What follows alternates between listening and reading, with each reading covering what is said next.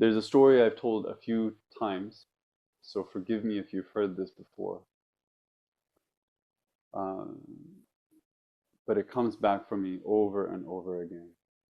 And it's from when I was a monk at Zuyoji. There was there were about 45 of us training there together. And so during work periods, during what's called samu, we would all go out and we would take a section of the temple and we would clean it. Or we would all scrub floors or something. Some big thing would be accomplished in an hour because it was a lot of us. And one day we were tasked with sweeping the road that led up to the temple. It was pretty long. And everybody grabbed their bamboo brooms. And as soon as the bell went, everybody just starts sweeping, sweeping, sweeping, sweeping. And at one point, one of the Japanese monks looked back, and there was a visiting monk from Brazil who was way back at the beginning, at the top of the road. And he was sweeping very, very earnestly, very slowly. And he was working on this one little section, maybe 3 by 3 or 4 by 4 in the road. And it was immaculate. There wasn't a grain of sand on it. And the Japanese monks came up and they said, "What is he doing?"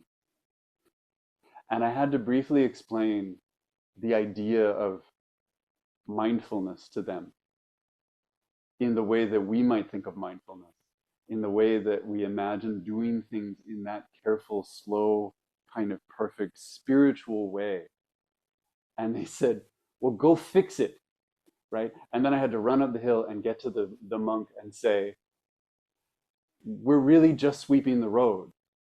Like this isn't that." And it's a funny story, and and I smile when I think about it. But I have to be really careful with myself because if I'm watching the movie of this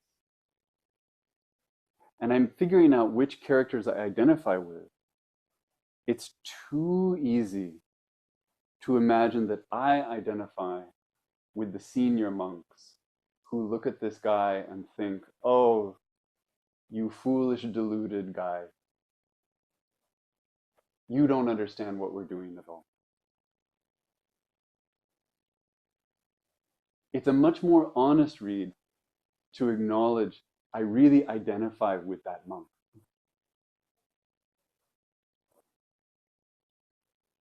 Because he wanted something. He flew across the world to be in this monastery and he wanted something. And I did too.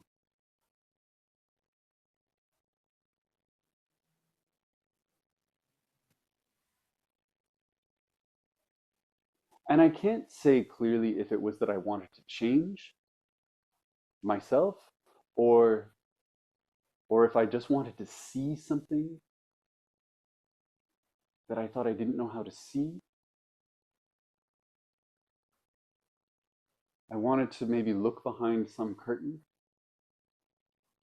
Or maybe it was just that I thought that if I was in one place long enough, feeling a particular way long enough, that spiritual way, that Zen way, that would just become some part of who I am.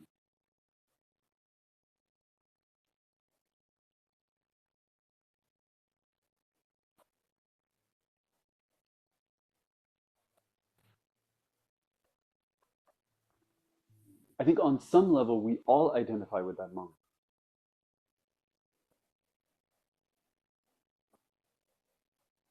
And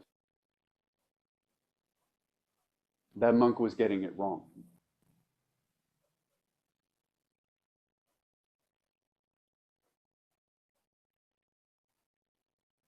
I've been thinking about this year, we did these big ceremonies. And then a few months later, we held a retreat. In a couple of days, we're going to hold another retreat. We meet like this every Tuesday.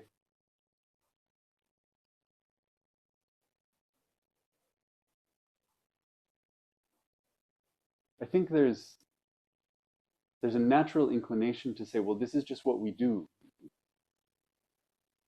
right? This is how we operate. We do ceremonies, we do zazen, because we're Zen people and this is what Zen practice looks like. That's not a bad approach, but I want to talk a little bit about why we do it. And I've talked about this before, and I promise you I will talk about this more, because this is a pep talk from me, and because if we lose our way on this, then we've gotten off the path. And that danger is there in every breath of this practice. I promise you. I know what it is to step off.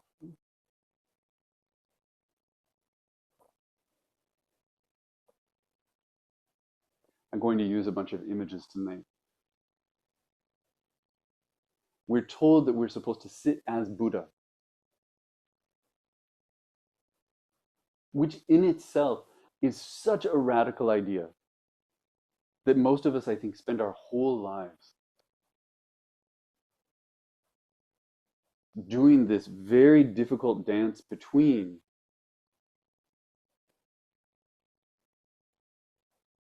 trying to show up in that way and simultaneously trying to let go of the thing that is trying to show up in that way, because that part doesn't feel like Buddha.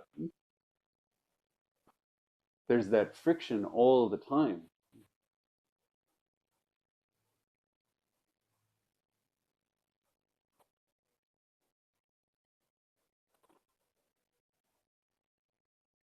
I don't know anyone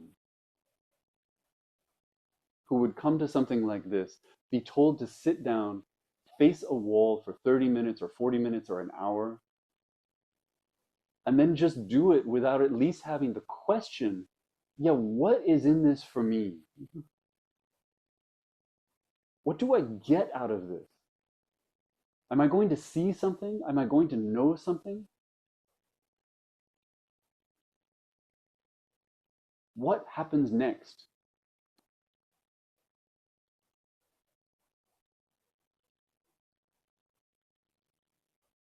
We carry that tension into this practice when we sit and we say, I'm going to sit as Buddha.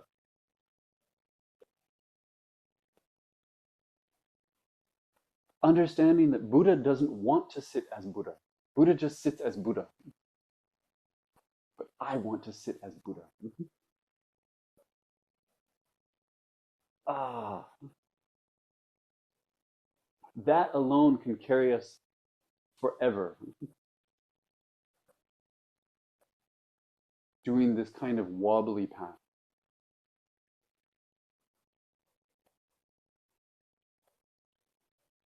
But as long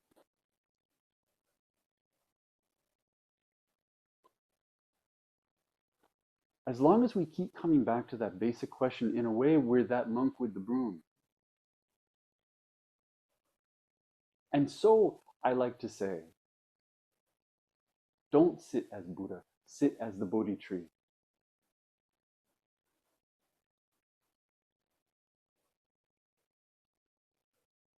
Sit as the being that makes space for the being that has the question that you don't know how to put down. Don't do it for you. Don't do it because there's something you're trying to unravel or something you're trying to conquer.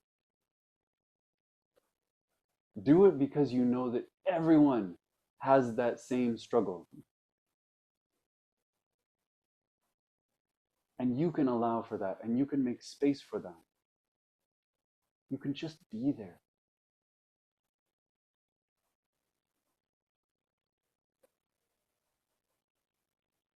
What I keep coming back to when I think about this, this isn't probably the best language because it's so simple. I think, what do we do in Zen practice? What do we do when we sit together in community? What do we do when we chant together in community? When we put on a retreat in community? Or hold a ceremony in community? And maybe it's too vague But what I come back to is we're making something. We come together and we make something together.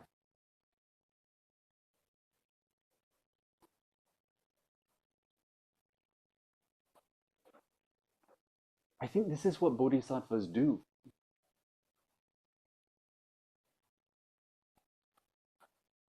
I was trying to think of something analogous to a bodhisattva. And of course, there is nothing. But the image that came to my mind was like, what do we imagine woodland fairies do? Right? Like when they get together, what do they do? I don't know your image. My image is they get together under the moonlight and they dance around a tree. And they feel drawn to that, like they have to do that. That's what it is to be that. And they create this kind of energy together and then they go back. And when the moon comes out again, they come together and they do it again. It's how they know who they are. It's how the forest knows who they are. At least in this tradition, I think what bodhisattvas do is they come together and they sit very still.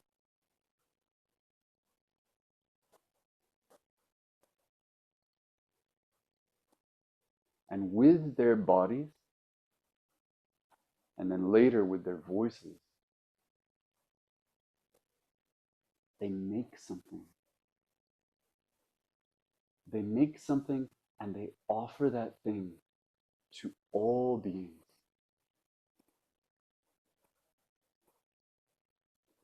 Like they're all blowing up a balloon together and then sending it out into space.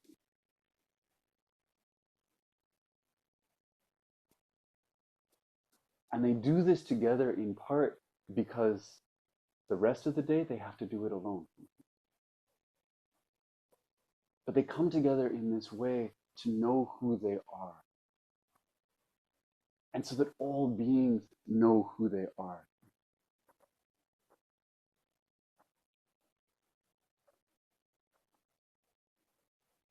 I work now with the denomination, with Soto Zen North America, and we talk about what does it mean to be part of a denomination.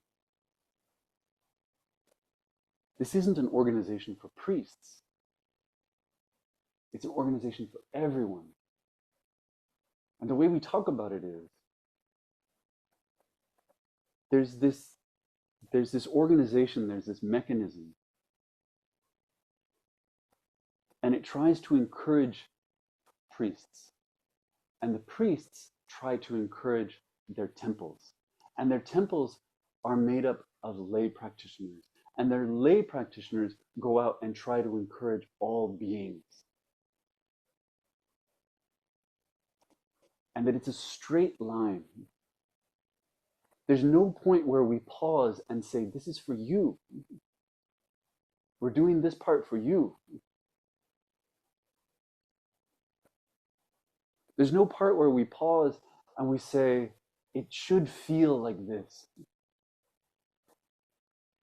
There's no part where we say, it should feel good.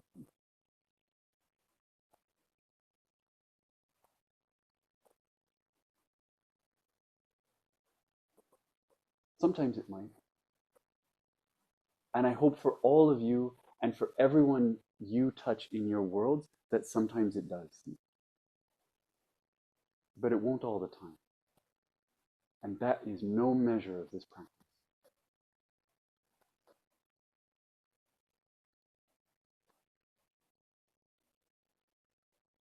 Earlier this year, and actually going into last year,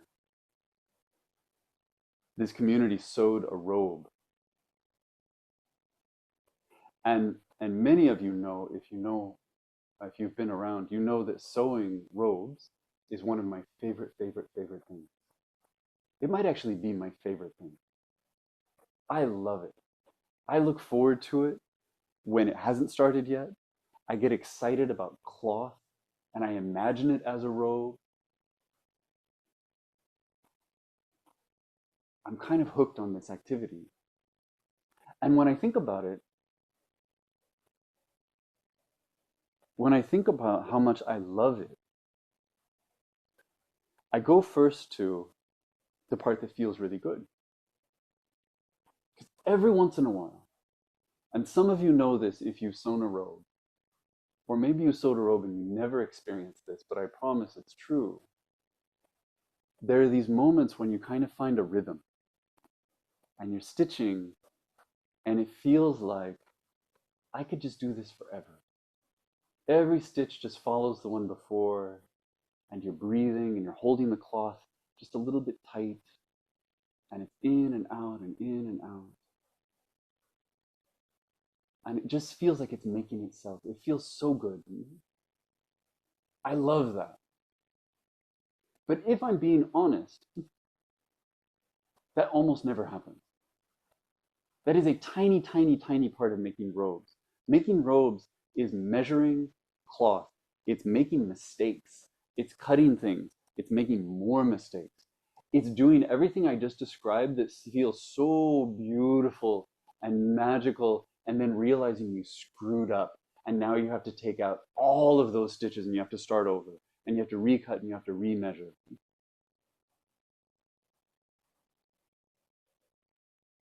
It's spreading this thing out all over the floor and going around on your hands and your knees and trying to work out these little wrinkles so that it's kind of straight, but it feels like it'll never get straight.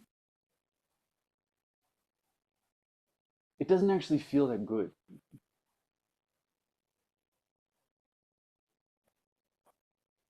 But what we're doing when we sew a robe is we're making the Buddha's robe. We're making something. Sometimes we might make it alone, sometimes we might make it as a group the way that we did. But we're making something and we're offering that to the world. And the point is the thing we're making. The point is the offering.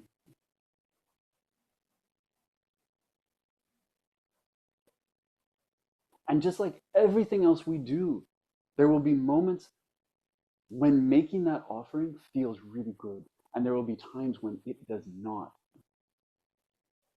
There will be times when it feels tedious. There will be times when it feels raw.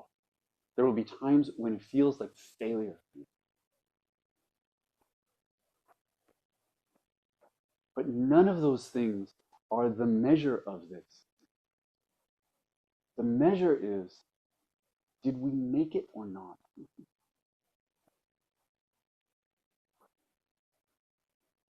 We make the robe and we offer the robe.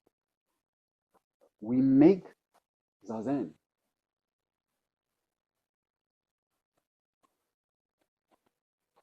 It's just a statue. It's just a shape. We make that shape with our bodies, and then we offer that to the world. And when we all come together and we're all facing the wall, we create a kind of temple within a temple. We create this energetic thing that is more than just me sitting in zazen. And it's more than just you sitting in zazen. And we in this community, we do it all across the world. We make this in the morning, we make this on Tuesday nights. We make it and then we give it away. When we chant, we do the same thing. We make an offering and we give it away. When we build a community like this one, we're making something, but we aren't making it for the community. Not exactly.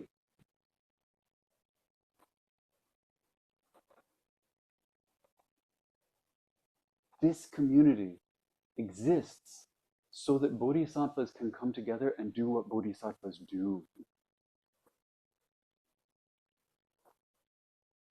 So that they can leave and do it some more. That's not for us. Whether we're talking about us as individuals or us as the community. That's the community doing something. Everyone. Not in a controlling way, not so that the world is just like this.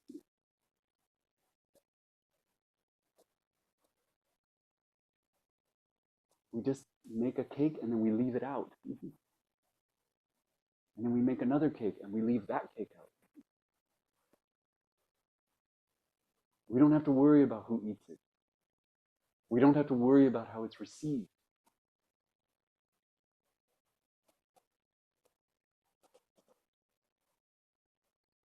Because bodhisattvas don't wait around to see who eats the cake.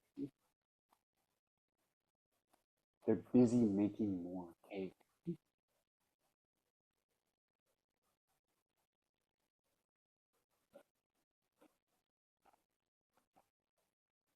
I'm thinking of this week in particular because this is Rohatsu. And Rohatsu is another thing that we make. And it's a special one because Zen practitioners all across the world right now are making it with us. And we are making it with them. We know that this week, from yesterday until the 8th, that bodhisattvas are coming together and they are doing what they do.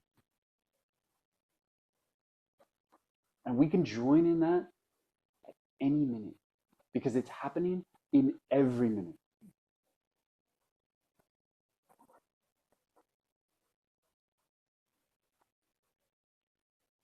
We don't need to be able to describe what the thing is. We don't need to be able to see it or taste it or hear it. It's made of us.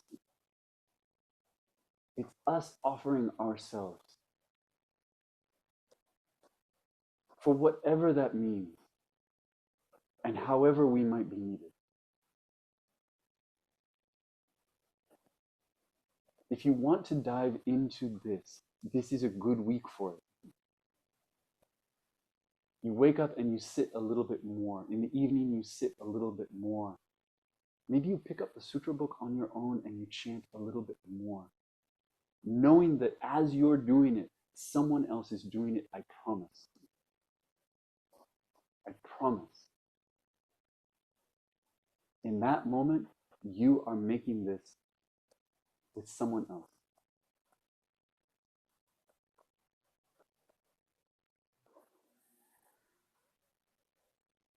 We need to remind ourselves of this over and over and over and over again so that it becomes the thing we cannot forget.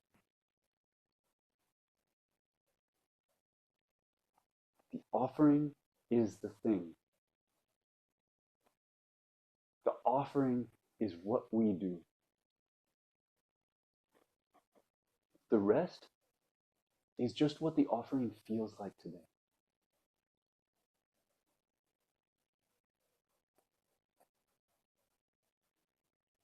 That's where I'll stop.